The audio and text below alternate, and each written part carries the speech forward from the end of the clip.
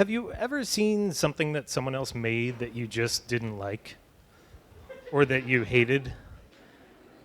And then how many of you went onto something like Twitter or Facebook to then share with the world how much you did not like that thing, spread the hatred? It's all right, you can keep your hand up. You're liars if you have your hand down. I'm keeping my hand up too because this is something that I have to constantly remind myself of because you can get so caught up in the moment. So with my 2 minutes here, I want to give the advice that you should take a breath. Take a breath. Think about what it is that you're doing. Think about what it is that you want to say. The world can wait at least that long for you to consider your thoughts and your feelings and the words that you say to someone else. And that amount of time will give you the chance to consider or maybe even reconsider what it is that you're saying to someone else that might be negative to that person.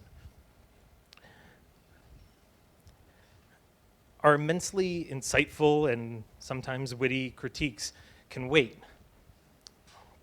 And I feel like there's a reason that we don't say create an opinion.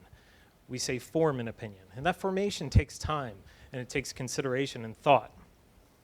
And the speed and the accessibility of all these tools like Twitter, while they're social, they can also turn us into really aggressively antisocial people.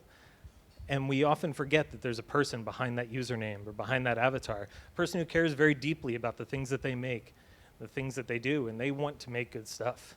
They're trying their hardest. People like you and people like me. And there's plenty of room for strong words and tough love when it comes to criticism and critiques, but there's no room for ill will or insult or even snark. So my advice is to take a breath, take a step back. There's already more than enough negativity in our industry. Take a breath and just consider the things that you say because you could be on the other side of that someday too.